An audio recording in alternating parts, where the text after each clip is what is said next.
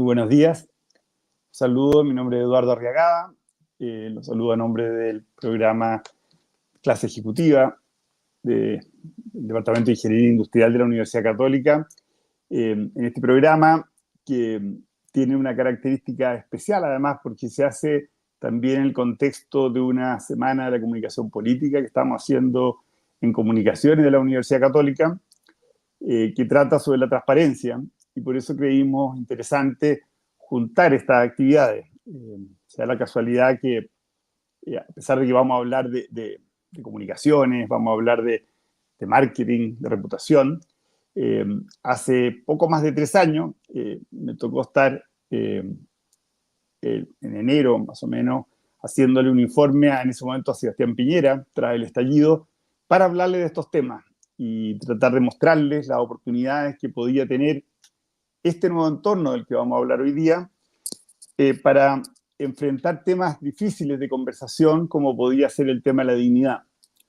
La verdad que me tocó ahí ver un poco cómo una persona que tenía una enorme experiencia en comunicaciones le parecía totalmente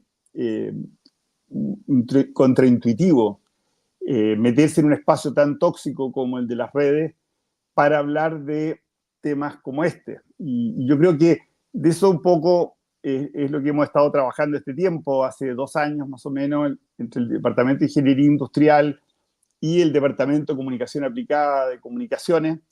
Empezamos a desarrollar un diploma sobre estos temas, se llama el diplomado en torno a estas oportunidades de la relación entre el marketing y la reputación, que es una cosa que funciona de una forma distinta desde este espacio emergente que son las redes, los móviles. Yo creo que para mí es clave que entendamos ese espacio, y es un poco la razón de esta masterclass concreta.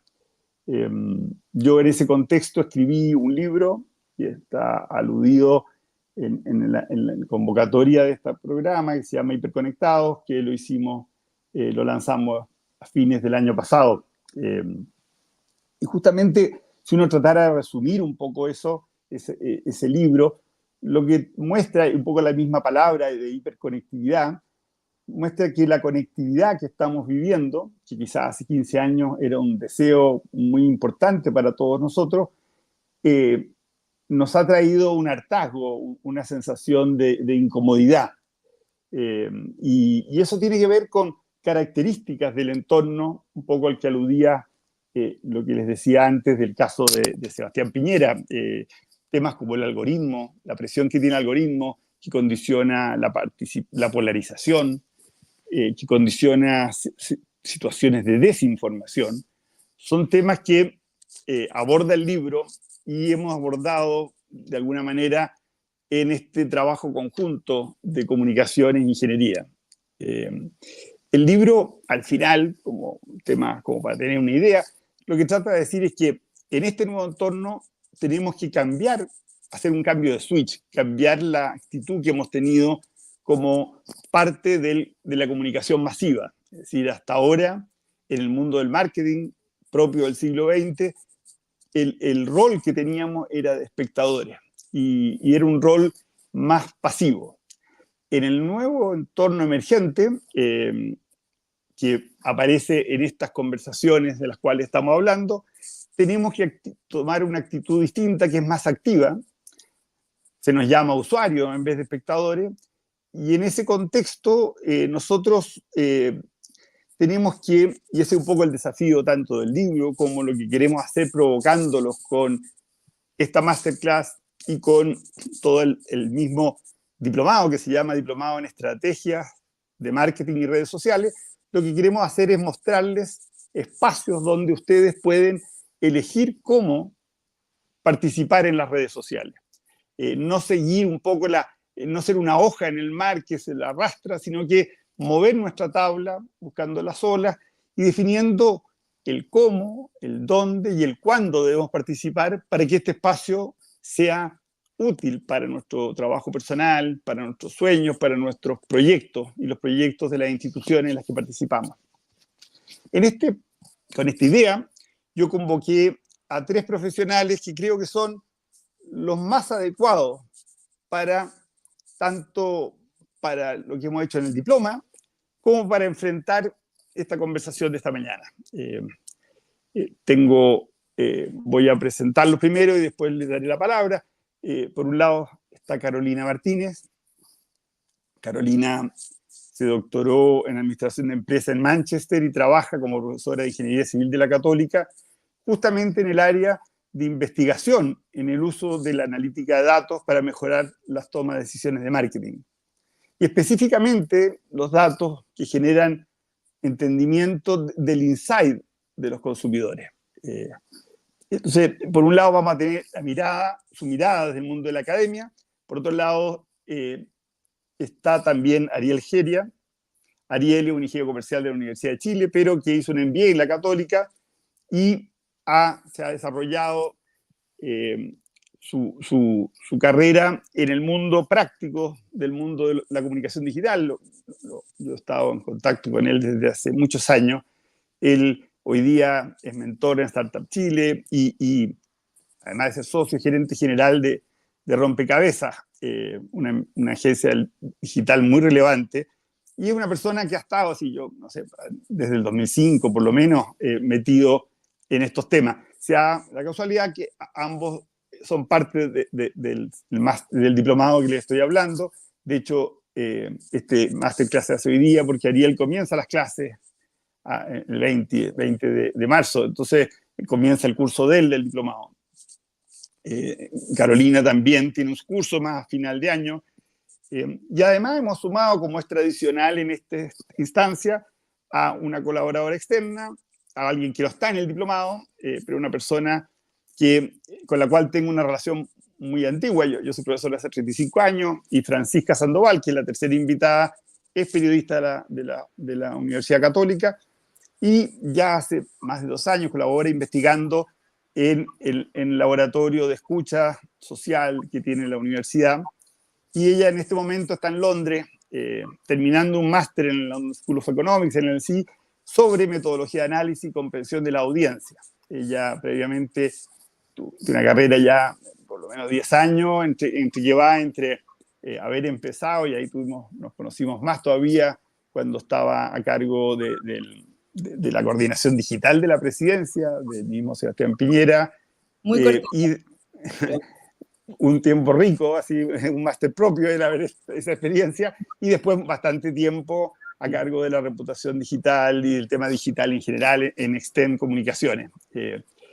Mi idea inicial es pedirles un poco que desde sus disciplinas, desde su aproximación, primero Carolina, Ariel y Francisca, se tomen 6 minutos para presentar un poco una reacción inicial a este tema. Carolina, por favor. Hola Eduardo, primero que todo saludar al panel y saludar a la audiencia, quienes nos están escuchando hoy. Muchas gracias por la presentación y bueno, lo que nos convoca a esta masterclass relacionada con el concepto de estar hiperconectados. Eso implica básicamente que al estar conectados vamos a generar una gran cantidad de datos. Estos datos pueden ser recolectados de manera, por las propias organizaciones de manera espontánea, por ejemplo, sin ninguna interacción, es decir, datos de navegación cuando uno quiere comprar algo en un e-commerce, por ejemplo. Pero también tenemos otro tipo de datos que son datos de interacción. Estos datos pueden ser de interacción entre la organización con la empresa y estos datos también pueden ser entre cliente-cliente, que se llama. Entonces tenemos datos cliente-empresa, datos cliente-cliente y esto nos va a permitir desde el punto de vista del marketing generar modelos analíticos, que es un poco mi expertise y lo que quiero conversar y plantear dentro de esta masterclass y que tiene que ver con, bueno, que es bueno, yo soy profesora, así que para quienes no estén familiarizados con el concepto de un modelo analítico de marketing, significa básicamente tomar la analítica de datos, que está relacionada principalmente con, basada en estadística y ahora en estos tiempos basada en Big Data, Machine Learning, Data Mining, etcétera. ¿Para qué? Para generar una comprensión más profunda de la conducta del consumidor, no solamente desde el punto de vista individual, sino que también desde el punto de vista agregado.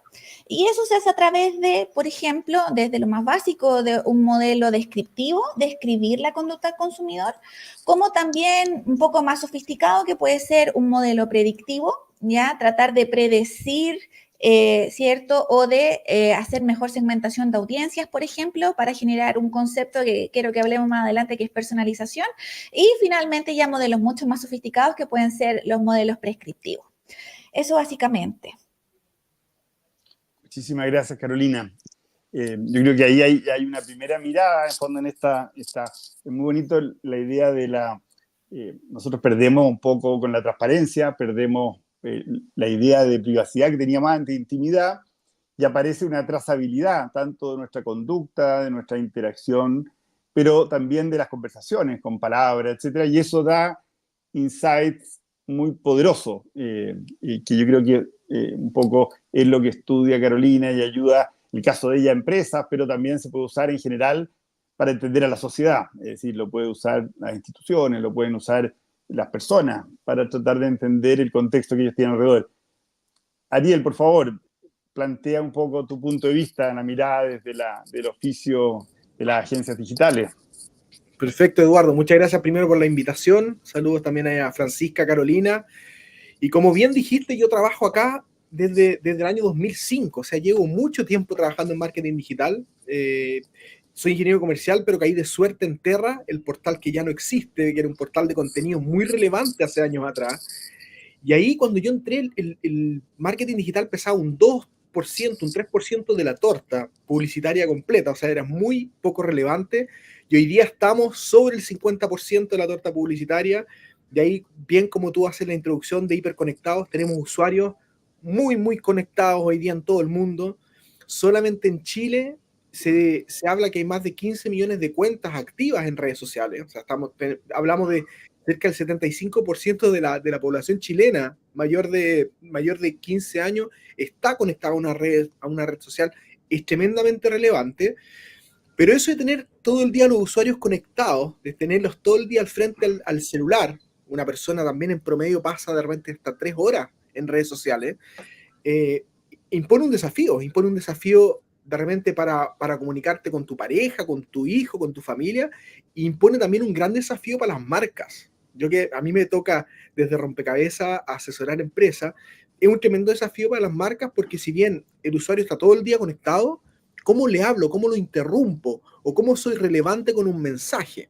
¿Te fijas? Entonces ahí surge varias recomendaciones que se les pueden ir haciendo a las marcas de no olvidarse primero que están hablando con personas. O sea, de repente está con tanta inteligencia artificial o tanto bot o tanto chatbot asistido, tratamos de repente ahí vemos mensajes muy mecanizados. No, primero las redes sociales están basadas en las personas. Las redes sociales son tremendamente interactivas, son muy dinámicas. O sea, ahí vemos, por ejemplo, WOM, que lo usa muy bien, donde cualquier contingencia la agarra y ya saca un post de redes sociales y se convierte en un viral. Entonces, las marcas deben entender ese dinamismo que tienen las redes sociales. Las redes sociales te permiten generar relaciones también. Hay mucha gente que le habla a las marcas, hoy el tío McDonald's o el tío Burger King, el tío Carl Jr., y eso es porque la gente se encariña con las marcas y a través de las redes sociales va generando estas relaciones. Las redes sociales sirven para amplificar la comunicación. O sea, si nosotros tenemos un mensaje como persona, como marca, este mismo webinar se anunció por las redes sociales y basta un poco de patrocinio para que ese mensaje se amplifique muchísimo, o sea, llegue a miles de personas muy rápidamente, muy rápidamente. También no hay que olvidar que hay diferentes tipos de formatos para comunicar en las redes sociales. Tenemos fotos, tenemos texto, tenemos videos cortos, videos más largos. O sea, también las redes sociales, y vamos a hablar ya más en detalle de los diferentes formatos, pero hay muchas posibilidades de comunicarse y hay que, ojalá, sacarle jugo a cada uno de ellos. Y por último, en el fondo, el contenido es el rey. O sea, si las marcas quieren estar presentes en redes sociales y las marcas quieren ser relevantes, tienen que preocuparse de que ese contenido sea relevante y olvidarse del autobombo. De repente el cómprame, escúchame, mírame, no funciona tanto, funciona cada vez menos. Hoy día es cómo te enseño a hacer una receta, cómo te enseño a preparar algo, y en el fondo en la preparación tú te das cuenta que está exhibido el producto. Cómo te enseño a probarte algo, cómo te enseño a decorar tu casa, y en eso enseñarte algo, mostrarte algo entretenido, bien editado, muy dinámico, aparece mi producto destacado. Así que de eso vamos a conversar hoy día un poquito, y también ya en las clases del diplomado se profundiza mucho más justamente en estas nuevas reglas del juego que hay que saberlas jugar para poder sacarle todo el provecho. Gracias, Ariel. Yo creo que es muy interesante esa mirada como fresca de un marketing que tiene que cambiar, un poco yo lo hablaba del cambio de switch, en fondo de entender que al final la conectividad se nos aparece a nosotros a través de estos aparatitos que estamos viendo, pero si nos fijamos, si pensamos, siempre se dice que la tecnología es algo que no estaba cuando nacimos. Y el libro, hay un libro muy bonito sobre el origen del libro, que dice que en un momento el libro fue una tecnología, una tecnología que nos permitió como conectarnos en silencio con otra persona y meternos en la mente de otra persona. Hoy día esto es tecnología, pero tras esta tecnología lo importante en realidad es las personas. Es lo que dice Ariel, en el fondo, que a veces, porque manejamos aparatos, se nos olvida que más allá de que nos puede ayudar la Big Data y nos puede ayudar la inteligencia artificial, estamos generando una relación de personas. Y es interesante como Ariel muestra que esto debe hacer cambiar el tipo de publicidad, el tipo de marketing, es decir, el autobombo pierde el sentido porque no te lo van a comentar, la gente lo va a sentir como demasiado, entre comillas, marquetero, como para que yo lo comparta con los míos, en fondo.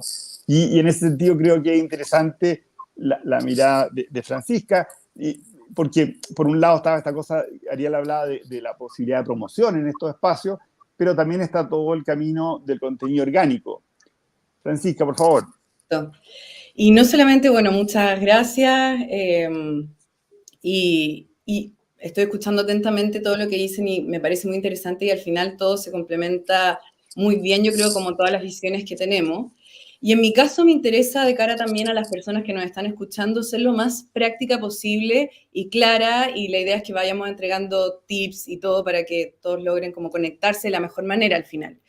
Y justamente a partir de mi experiencia, donde hoy día, ¿no es cierto?, como los límites entre la comunicación estratégica y un poco la publicidad en un mundo digital están cada vez más difusos. ¿Por qué?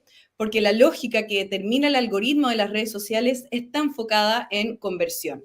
O sea, las métricas que al final nos entregan por defecto, ¿no es cierto?, Facebook, Twitter, etcétera, cuando tú realizas reportes de cómo las personas fueron interactuando contigo, en general se refieren a métricas de volumen como alcance, cantidad de comentarios, cantidad de interacciones, que de alguna manera, y Ariel bien lo sabe, vamos nosotros como entendiéndolas como en distintas etapas, como una especie de embudo que al final terminan en una especie de conversión que también se puede aplicar incluso al voto. Y de hecho eso explica un montón de lógicas que hoy día guían muchas campañas políticas en las democracias actuales.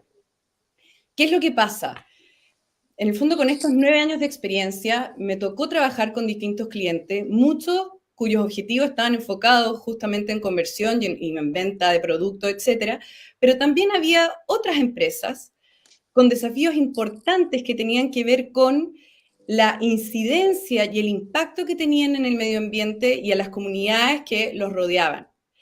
Y ahí nos fue pasando en la experiencia, en el trabajo, que al medir la efectividad de la comunicación digital que tenían en redes sociales bajo estas lógicas del marketing digital, que ayudaban un montón para unos casos, pero en estos casos en particular, con desafíos tremendos reputacionales, nos quedaban cortos. De alguna manera los datos que nosotros obteníamos nos ocultaban más información de la que nos mostraban.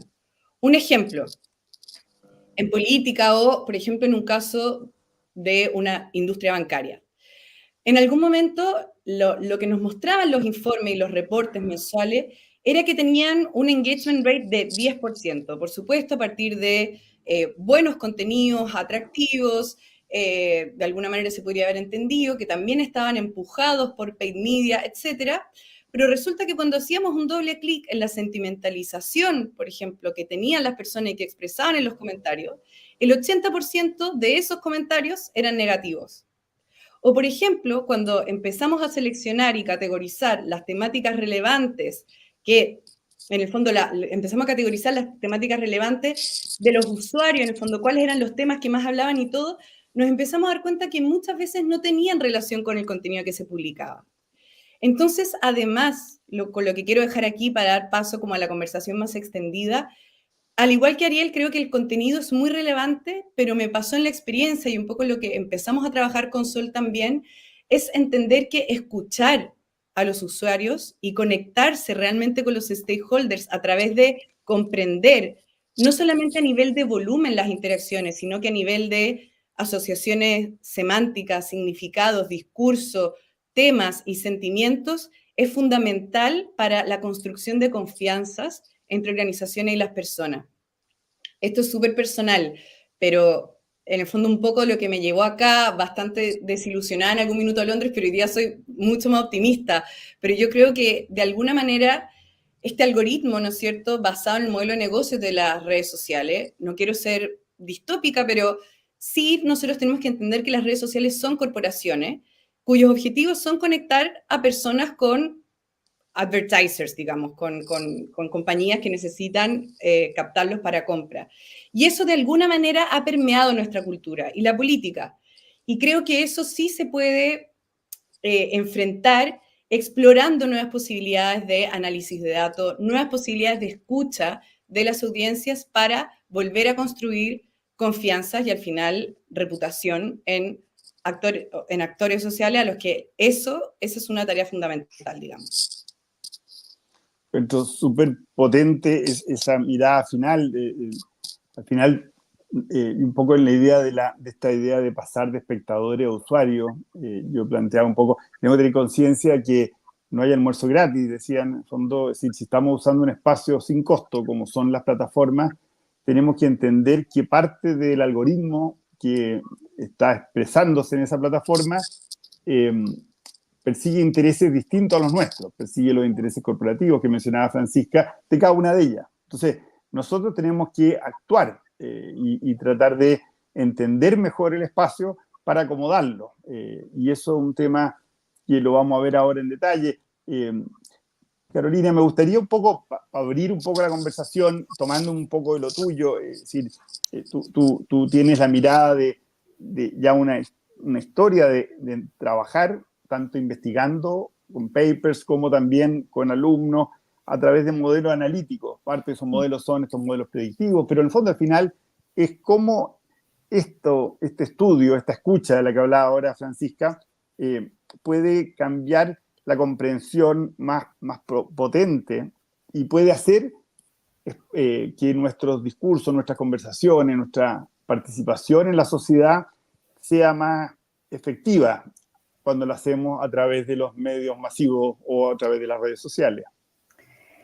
Sí, súper bien. De hecho, lo que habló Francisca fue perfecto y yo generalmente uso esta palabra, me bandejea un poco a la respuesta a tu pregunta.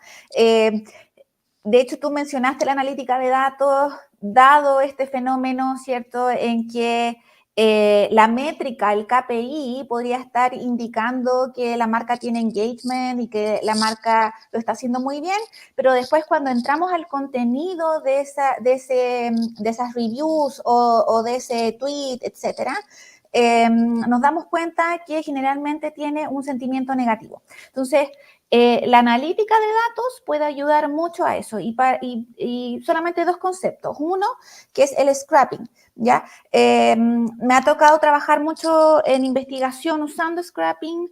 ¿Qué significa esto? Que se pueden bajar grandes cantidades de datos, ¿cierto? Por atrás, digamos, por las API. Entonces, podemos bajar texto en grandes cantidades y con esto después podemos usar algoritmos muy sofisticados. Actualmente hay algunos que llegan a ser muy precisos para poder extraer esta información, ¿ya? Y analizarla. Ya, entonces, desde este punto de vista, nosotros podríamos hacer incluso mapas de calor, saber en qué periodos o en qué tipo de contenido, de tema ha tenido una valencia más negativa en términos de reacciones, ¿cierto? O valencias más positivas o valencias más neutrales. De hecho, hay un algoritmo que es uno de los últimos que han salido, por lo menos de los que yo he visto, que se llama BERT Topic. Esto es un concepto que se llama Topic Modeling. Yo puedo modelar y puedo extraer información acerca de los tópicos en grandes cantidades de datos. ¿Ya? Y eso se puede usar incluso para crear modelos predictivos. ¿Ya? Entonces, llega a ser muy interesante que, por ejemplo, en el caso de la banca, yo podría construir un modelo predictivo a través de un reclamo y saber efectivamente con qué probabilidad un cliente que reclama por un tópico relacionado, no sé, a un mal cobro de la tarjeta de crédito, tiene más o menos probabilidad de fuga, de irse del banco, ¿cierto? Que uno que reclama porque, no sé, el cajero no lo atendió cuando fue. Entonces, actualmente la analítica de datos nos ha permitido, por ejemplo, tratar de solucionar este tipo de dificultades, ¿cierto? Desde el punto de vista más comunicacional o de contenido. Eso principalmente. Mira, yo me voy a pasar la palabra a Ariel, pero porque tengo un tema muy bonito con Ariel, que quiero terminar este tema con la Francisca Vuelta, porque me gustaría un poco, la Carolina estaba mirando desde el estudio. Tú en estos últimos años con nosotros hemos trabajado en investigación, en estudios, pero a mí me gustaría retrotraerte a tu experiencia en la calle, en el fondo. ¿Cómo de tu experiencia como directora estratégica de comunicaciones, cómo pudiste usar estos espacios, esta información de la que habla Carolina? Bueno, fue un proceso de aprendizaje muy bonito. De hecho, tengo que decirlo que en Extend, la agencia donde yo trabajaba, partió un poco este primer cambio de darnos cuenta, ¿no es cierto?, que la mayoría de nuestros clientes tenían estos desafíos reputacionales, sector banca, clínicas, minería, etcétera. Y tuvimos un primer piloto donde justamente nos encargamos de hacer un doble clic de las interacciones, identificándoles la sentimentalización y temáticas relevantes. Pero después, en mi experiencia personal, quedé justamente con este bichito que al final me llevó a intrigarme en adquirir más conocimiento sobre lo que estaba pasando. O sea, cómo de alguna manera empezamos a generar una cultura de escucha más allá de la conversión, ¿no es cierto?, a la que un poco te arrastra el algoritmo. Y ahí fue que, en el fondo, empezamos el trabajo colaborativo con Sol, donde fue súper interesante porque, de alguna manera, la medida empezó a ser más allá de la categorización de comentarios. Lo que empezamos a observar tuvo que ver con métricas mucho más complejas. O sea, de hecho, en el fondo, la gracia de este trabajo que comenzó en la Facultad de Comunicaciones de la UC es que al final sales un poco del tema del KPI, tal como mencionaba Carolina Martínez, y empiezas a observar las dinámicas de interacción entre las personas en estos espacios digitales, entendiendo estos espacios digitales más allá del volumen, y empiezas a entenderlos como espacios relacionales, que para mí es transformador, como en la forma de realmente como poder ocupar esta herramienta. Y ahí nosotros, lo que empieza a aplicar el algoritmo es que iba situando a los usuarios, en el fondo, como una especie de nodos en una gran red de interacciones. Y quiero ser como súper concreta, pero en la posición tenía relación con qué tan central eres tú dentro de la nube, y eso es qué capacidad, que esto es muy, muy importante, qué capacidad tienes para conversar con distintas comunidades digitales, que eso es muy importante en política, por ejemplo. O sea, salir un poco de la cámara de eco a la que también la personalización, que me interesaría mucho, Caro, que después lo vayas desarrollando porque es clave para entender esto, que la personalización nos lleva a esta especie de cámaras de eco y cómo de alguna manera a través de la interacción vas como en el fondo centralizándote más y llegando a otras comunidades y a otras personas. Y al mismo tiempo la influencia, que también es una métrica muy relevante para empresas con desafíos reputacionales. ¿Cómo mides la influencia? Y tiene que ver con qué tipo de actores tú conversas. Y eso es muy importante también para la gestión de crisis. Cuando trabaja en tanta crisis, en el fondo que hoy día crisis digital, no se puede entender aparte de lo que pasa en digital y en Twitter con lo que pasa en la vida. Cuando empiezas a trabajar la crisis, más allá del volumen, tienes que empezar a entenderla desde una matriz de quiénes son las personas que están hablando mal o bien de ti. ¿Por quiénes siguen? ¿Son realmente líderes? ¿Qué incidencia tienen? Y eso es súper importante también para conectarte con la red y lo que está pasando. Eso, como Mira, por ahora. yo Ya, me voy a aprovechar ahí un poco, sí, Ariel, si quieres, Pero, déjame, antes de que me interrumpa, me gustaría que conteste un poco lo que querías decir, pero lo vuelque al final a un caso todavía más práctico. Tú tienes una experiencia que yo encuentro que es fascinante, el caso de Elemental, de este gin que se lanzó solamente en el mundo digital, y y ha obtenido premios.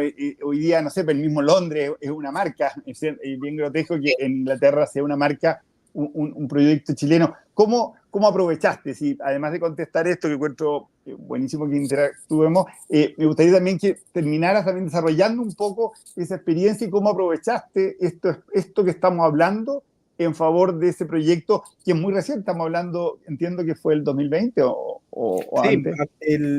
el 2020, cuando estábamos en pandemia, dado que tengo mucho acceso a datos, justamente a datos, a información, a tendencia, y tengo una agencia junto a un socio que se llama Rompecabezas, me di cuenta que el gin estaba penetrando muy fuerte en Chile con marcas chilenas. O sea, el gin, que ya era una tendencia en España, en Inglaterra, estaba llegando muy fuerte a Chile.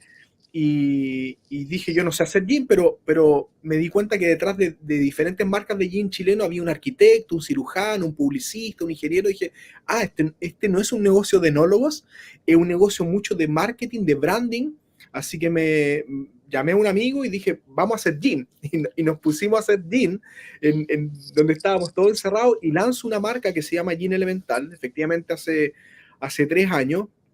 Y el proceso completo, el proceso creativo, el proceso de dar a conocer la marca y el proceso hasta el día de hoy ha sido 100% digital. O sea, no se puede competir, yo no puedo competir con un CCU o con otras, o con grandes distribuidoras que tienen puntos a todo Chile, y presupuestos mucho más grandes. Sin embargo, aprovechando solamente las redes sociales. Es increíble cómo empezamos a hacer un trabajo de guerrilla, de aparecer muy buen contenido, muy buen video. Empezamos a crecer, y hoy día, o sea, Elemental tiene casi 20.000 seguidores en redes sociales y tiene más seguidores que marcas internacionales. Y en el camino también, muy buen producto, lo que tú dices. Ya tenemos 11 medallas internacionales y salimos 25 al mundo en Londres. O sea, fuimos a Londres a competir, que es la casa del gin, y salimos 25 al mundo.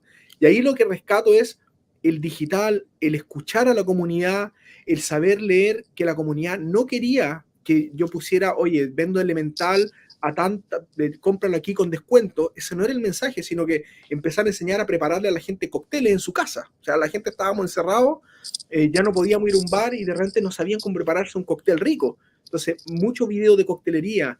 Empecé a buscar los famosos influencers, y uno automáticamente se va al influencer, a la persona muy conocida. Le mandamos, por supuesto, botellas a gente muy conocida que subió la botella, pero no ganamos ningún seguidor, ninguna interacción, como dice Carolina o Francisca, que cero interacción porque lo medíamos. Sin embargo, empezamos a ser embajadores a los bartenders de diferentes bares, porque eran gente que ocupaba el producto, lo conocía y le podía sacar más provecho. Y cuando empezamos a mandárselo a los bartenders, que quizás tenían 1.000 seguidores, no 100.000, empezamos a entrar a bares por un lado, y también mucha gente nos empezó a comentar por las preparaciones. Así que fue un bonito desafío. Hemos crecido mucho, por supuesto basado en e-commerce, mucha automatización, mucha data, y es un caso ahí para contarlo. Sí quería complementar lo que dice Francisca también de estos nodos, o cuando uno analiza la reputación de una marca. Nosotros también vemos reputaciones de las marcas. Uno realmente levanta nube de palabras o nube de tags. Entonces tienes tu marca al centro, o el político al centro, que también me ha tocado trabajar en política. Tienes al político al centro y automáticamente con el análisis te aparece una asociación con 4, 5, 6 conceptos o 6 palabras que son tremendamente relevantes escuchar y hacerse cargo de esas palabras. Nosotros escuchamos muy activamente en Rompecabezas todo lo ocurrido en el estallido social. Y en el estallido social lo empezamos a escuchar, lo medíamos con Social Studio, una herramienta de Salesforce, una herramienta muy potente, y empezamos a escuchar, y ahí salía clarito, educación, salud, pensiones, o sea, en el fondo había un disturbio, un montón de externalidades, pero estaba clarito lo que la gente hablaba, reclamaba o pedía. Entonces, se pudo haber hecho, por ejemplo, un comunicado de prensa mucho más asertivo los primeros días, tomando los tópicos que hablaban las redes sociales. Para eso sirve medir, en el fondo, con herramientas y medir lo que se habla en redes sociales para que te arrojen estos 4 o 5 conceptos para las marcas, por ejemplo, mira, ser hogareño, ser cercano, ser familiar. Ah, esto lo puedo aprovechar. Starbucks, ponte tú, escuchando a las redes sociales, incluso ha lanzado productos nuevos. O sea, la leche de soya, creo que la lanzaron muchos años atrás porque la gente en redes sociales empezó a pedir este producto. O incluso con clientes míos se han abierto tiendas, y esto es verdad, en regiones del país, porque la gente lo pide y lo ha pedido, oye, ¿cuándo llegan a Viña? ¿Cuándo llegan a Viña? Y nosotros le decimos al cliente, oye, ¿tienes en tu roadmap, tienes Viña? Mira, por el momento no, lo están pidiendo. Entonces, para eso sirve medir, para eso sirven en el fondo estas nubes de palabras y se pueden tomar decisiones incluso de negocios comerciales. Bueno, fascinante en la experiencia tuya con Elemental, cómo te diste cuenta de una cosa que uno ve en los estudios también, y es que no da lo mismo cuál influyente en general. Así uno piensa a veces, esto no es una red, en el fondo en que uno dice, mira, los chilenos todos, un poco como funcionaban los medios de comunicación masivos, en el fondo era, hablemosle a los chilenos todos, a la media. Estos son espacios concretos que están hablando temas concretos. Entonces, el influyente, el tipo que tiene 100.000 seguidores, pero que no le interesa especialmente qué tomar en la noche, no tiene gente influenciable a su alrededor en ese tema. Barabasi habla mucho de que más importante incluso que el influyente es que alrededor de él haya una comunidad de gente influenciable que le haga caso a ese influyente, que le valore a ese influyente. Y esa es la idea, un poco si uno ve la palabra community manager, es gestor de comunidades, es constructor de comunidades en torno a cuentas. Entonces, yo creo que ahí hay un tema muy fascinante y me gustaría volver con Carolina a la ventaja que te da esto. Es decir, en el fondo, tú que has estado muchos años en esto, ¿cómo cambia la cantidad de datos y el tipo de datos, esta enorme cantidad de datos que tenemos hoy día, gracias a esta hiperconectividad que a veces nos agobia? Que en el fondo, ¿qué nos aporta en la línea un poco de lo que decía Ariel de predecir comportamientos, de tendencias, tanto de mercado como tendencias sociales, como cambios de comportamiento? Ya, bueno, voy a mezclar un poco también tratando de tomar lo que ha dicho Ariel y Francisca. Dos puntos importantes. Uno, tiene que ver, y tomando el caso de Elemental, la analítica de datos, la ventaja, y aquí es donde voy a pasar como un tip para las organizaciones, es que nos permiten, bueno, no solamente rastrear al consumidor, segmentar mejor las audiencias, etcétera, sino que también nos permiten visualizar oportunidades. Eso fue lo que hizo Ariel. Visualizó una oportunidad de negocio y hizo el desarrollo de producto y tuvo éxito a través de la implementación operativa de su estrategia de marketing. Lo que tienen que hacer las marcas específicamente es usar la analítica de datos para poder beneficiarse de estas oportunidades de la co-creación de valor que se genera a través de la interacción cliente-empresa y cliente-cliente, ya sea en las redes sociales o ya sea en otras plataformas, ¿ya? Y eso, la analítica de datos lo permite, sí lo permite, ¿a través de qué? Del Natural Language Processing, que es procesar grandes cantidades de datos con estos algoritmos. ¿Y para qué? Y ahí es donde respondo a la pregunta. Principalmente para, y es un concepto que lo mencionó Francisca también, para la personalización, ¿ya? La palabra personalización desde el punto de vista como semántico, si yo hablo puramente del concepto de personalización, sería desarrollar productos o servicios uno a uno. Ese es como lo más puro en términos de personalización. Pero básicamente en la literatura de marketing, etcétera, podemos observar esta personalización uno a uno, pero existe la microsegmentación, que es lo que tú efectivamente hablabas, Eduardo. A ustedes hablan de las comunidades. Desde el punto de vista del marketing, ustedes lo ven desde el punto de vista comunicacional. Desde el punto de vista comunicacional, ustedes hablan de las comunidades. Desde el punto de vista del marketing analítico, nosotros hablamos de microsegmentos, ¿ya? Entonces, lo que se pueden hacer son estrategias personalizadas, pero no uno a uno, sino que a un microsegmento que tiene patrones o características similares. Y por lo tanto puedo desarrollar un concepto que se llama el viaje del cliente, por ejemplo, el Customer Journey, o puedo hacer desarrollo de producto propiamente tal para estos microsegmentos, dependiendo si estoy hablando de un producto tangible o estoy hablando de un servicio. ¿Ya? Y incluso podemos ir más allá con un ejemplo que es bien conocido, el ejemplo de Spotify, que lo que ellos hacen es personalización masiva de un punto de contacto. Todos los años nos llega cierta información acerca de nuestra conducta de gustos musicales, por ejemplo, y que es muy entretenido. Nosotros lo volvemos no sé, nos llega personal, pero básicamente justamente empieza a ser trending topic o empiezan las redes sociales a hablar, ¿cierto? Porque empezamos a compartir este contenido que nos llegó a nosotros como un punto de contacto personalizado, pero es masivo, ¿ya? Entonces, eso efectivamente también se puede trabajar. Y todo esto... incluso tenemos también, más allá, si nosotros conocemos, por ejemplo, la conducta, el viaje completo, y podemos generar métricas por cada punto de contacto, podemos llegar, ¿cierto?, a generar lo que hace Amazon, que son estos modelos predictivos, y te hace recomendaciones por punto de, por ejemplo, tú estás en el carrito y te hace recomendaciones muy precisas, lo que hace Netflix, ¿cierto?, que son recomendaciones de contenido audiovisual, ¿cierto?, a partir de tus gustos y de cómo aprendió el algoritmo de tus gustos, ¿cierto?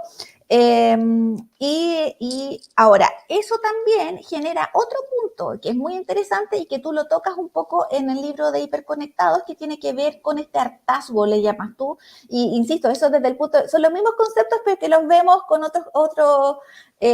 como con otro nombre, ¿ya? En marketing lo que nosotros vemos es que básicamente la personalización también puede generar un problema es un desafío ético en relación a la protección de los datos. Entonces, nos podemos sentir, este hartazgo puede llegar a ser sinónimo de que nos sintamos como que estamos invadidos, están invadiendo mi privacidad, ¿cierto? Al ver que me ofrecen algo que efectivamente me gusta, ¿ya? Entonces me siento invadido, me puedo sentir invadido y eso puede generar una sensación más de incomodidad para algunos segmentos, ¿ya? No necesariamente todos, otros podemos tomarlo desde otra perspectiva y decir, me está solucionando la vida, no tengo que pensar en qué ver, no tengo que pensar en qué más tengo que comprar porque el algoritmo me lo dice y lo veo desde el punto de vista positivo, versus otros segmentos que lo pueden ver desde otro punto de vista y decir, bueno,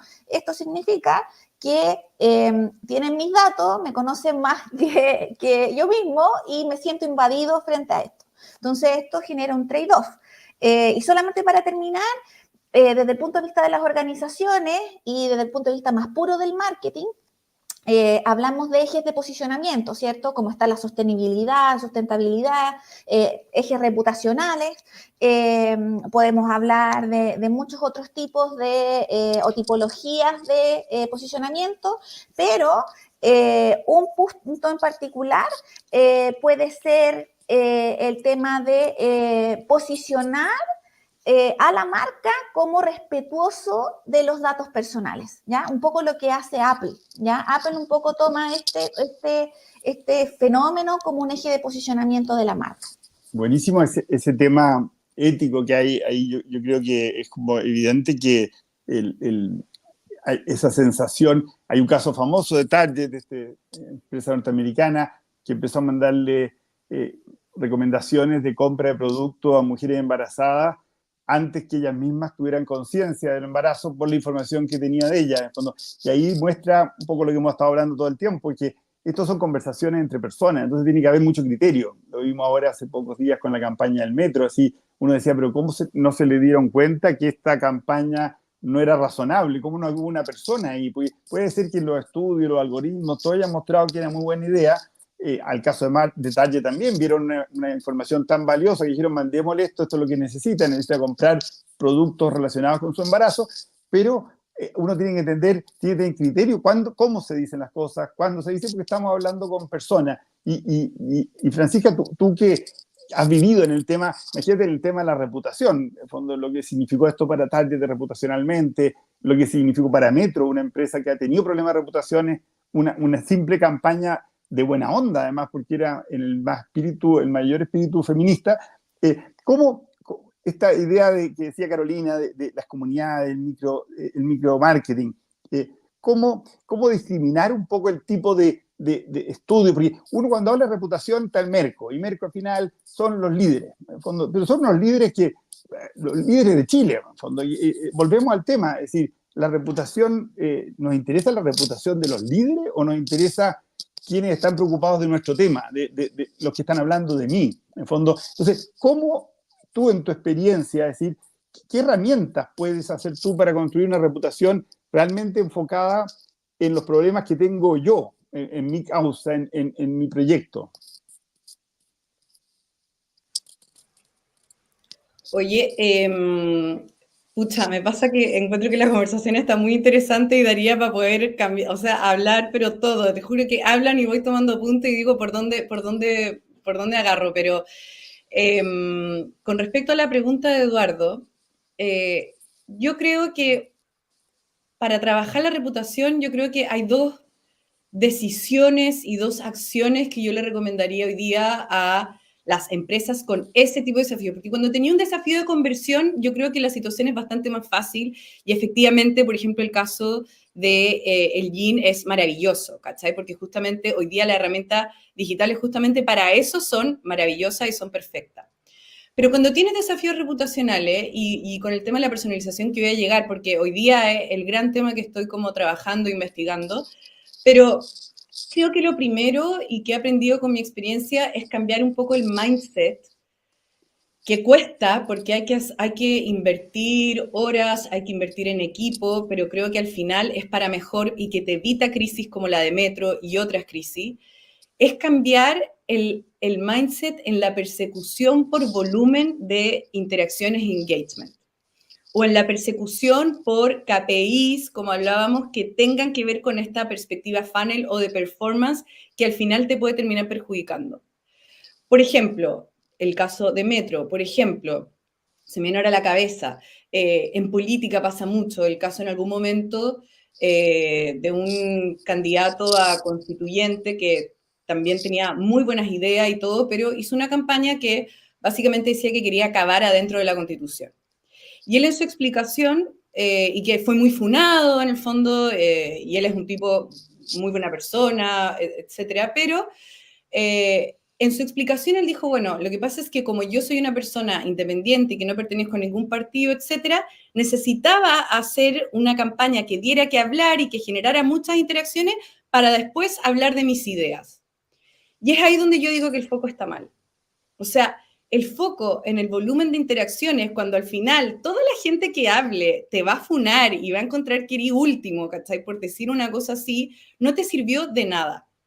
Entonces creo que es importante cuando tienes desafíos reputacionales dejar de pelear y yo sé que cuesta, pero por el trending topic y etcétera, etcétera, porque al final lo que generas son pics de comunidades que están hablando sobre cierto tema, pero que al final, justamente desde la lógica de la personalización, no se generan, y eso está pasando incluso en política desde la ciudadanía, no se generan como lo que aquí se llama como las strong ties, que es un compromiso fuerte por las causas, sino que se genera una lógica como más de consumo y adherencia a ciertas causas desde una lógica más individualista, que no quiero juzgarlo con eso, pero efectivamente nos pasa que mientras el trending topic dure, la gente se asusta y se puede generar agencias de influencia, pero cuando llega el presidente que se eligió, etcétera, etcétera, resulta que a la semana como que está mal evaluado, etcétera. ¿Y eso por qué es? Porque los momentos de como adhesión que se generan por estos pics, al final, si tú no logras generar mayor cohesión desde una perspectiva más sistémica de lo que pasa en las interacciones sociales, va a afectar como finalmente una reputación consistente y fuerte. Va a afectar en ese ámbito. Oye, encuentro fascinante el tema ese de las causas que tú dices. En fondo, si uno piensa lo poderoso que es una causa, Me Too, lo que ha hecho Francisca Valenzuela en el mundo del feminismo, es decir, crear una causa en este espacio es casi todo, en el fondo, y a veces se mira tan en menos. Y parte de los problemas, y a mí nos queda muy poco tiempo, entonces quiero que Ariel un poco aproveche su experiencia con clientes, cómo manejar dónde estar. Es decir, las redes tienen distintas plataformas. ¿Cómo tú planteas cuando te juntas con ellos si hay que estar en LinkedIn, hay que estar en Instagram, TikTok, por qué Twitter? ¿Cómo lo ves tú eso, Ariel? Mira, es súper importante y también se lo digo harto a los alumnos. En el fondo, cuando hacemos clase, yo les digo a los alumnos, acá hay que tomar una decisión y las marcas tienen que tomar una decisión. Primero de presupuesto. Si tienen presupuesto infinito, yo les voy a recomendar siempre estar en todos lados, porque si tienen presupuesto para tener un ejército de community manager y tener publicidad en todos lados, téngalo. Pero si tiene un presupuesto acotado, tiene que ir a aquellas redes sociales donde está primero su segmento objetivo o aquellas redes sociales donde su mensaje se puede transmitir mejor. No todas las redes sociales le hablan al mismo público, si bien tenemos el caso de Instagram, TikTok y Facebook. Todas tienen como 12, 13 millones de usuarios hoy día en Chile, métricas recién de enero del 2024.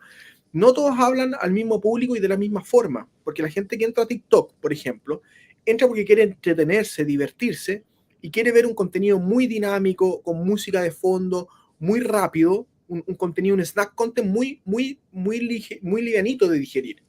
Pero si yo me voy a X o el ex Twitter, yo ya quiero ir a informarme, quiero ir a leer algo un poquito más denso, algo quizás que tenga que ver un tono político, un tono informativo. Entonces, estoy más dispuesto, más abierto al debate o a encontrarme con algo que quizás no es algo tan livianito. Entonces, hay que ver bien en qué red, en cuál estar. Facebook, se cree que Facebook está muerto y Facebook está muy lejos de estar muerto. Carolina hablaba del micromarketing, de la microsegmentación. Facebook sigue vivo y gran presupuesto de mis clientes se va a Facebook porque Facebook te permite segmentar muy bien. También Carolina decía, oye, te conoce Facebook, las redes sociales te conocen más que a ti mismo. Es verdad, han salido estudios que te conoce mucho más que tu pareja, mucho más que tus amigos. O sea, te muestra el auto de tus sueños y tú no se lo has contado a nadie porque te conoce, va prediciendo tu comportamiento. Entonces, Facebook es tremendamente relevante para las marcas con una microsegmentación. De repente, cuando queremos derivar tráfico a nuestro sitio web, si queremos derivar tráfico, subir un post en Instagram no funciona mucho porque no tiene links. Pero si subimos, por ejemplo, un carrusel en Facebook con 10 prendas de ropa y donde tú pinchas y te deja en cada una de las fichas de productos, tremendamente efectivo. Entonces, las marcas tienen que ver el presupuesto con que cuentan, tienen que ver el objetivo que quieren tener para sus redes sociales y ahí ir eligiendo en cuáles estar, ir eligiendo dónde está su público y también, nuevamente vuelvo a lo que partí diciendo, hay que aceptar las reglas y hay que hablar en el lenguaje. O sea, no vayamos a poner una imagen plana en TikTok porque te va a ir mal. O sea, si vamos a TikTok, tenemos que hacer un video y el video incluso lo tienes que hacer y editar en la misma plataforma porque te castiga si tú agarras un video de Instagram y lo subes a TikTok, no tiene el mismo comportamiento que si lo hacen en el TikTok mismo. Entonces, eso es como un poco, hay que saber aprovechar diferentes formatos, diferentes y ver cada red social es diferente para un público diferente.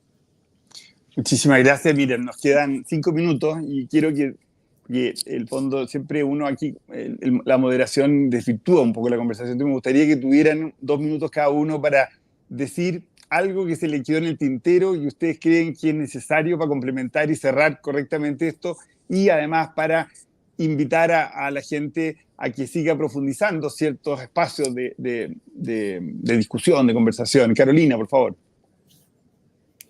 Sí, bueno, nos queda poco tiempo, así que algo bien corto, algo que se me puede haber quedado en el tintero, básicamente transmitir, que es muy importante para las organizaciones actualmente, que no han adoptado transformación digital o que están aprendiendo en esto de la analítica de datos, en repensar la cadena de valor de datos, porque muchas veces los datos están en papel, no están, etcétera, que es el momento de hacerlo.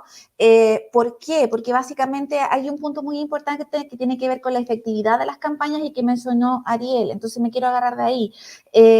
La analítica de datos nos permite monitorear en tiempo real las campañas, ajustar en tiempo real, ¿ya? Y también, ¿cierto?, mejorar la efectividad, ¿ya?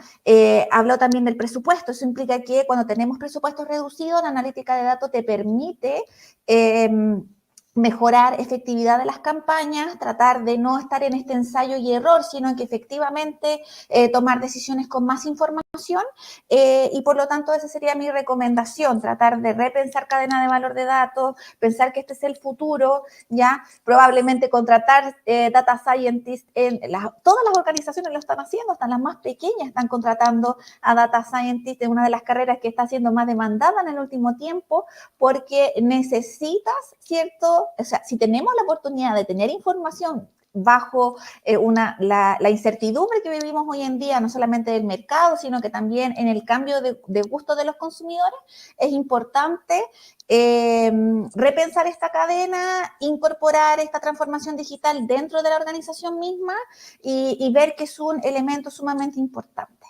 Muchas gracias, Carolina. Francisca, por favor, tu cierre libre.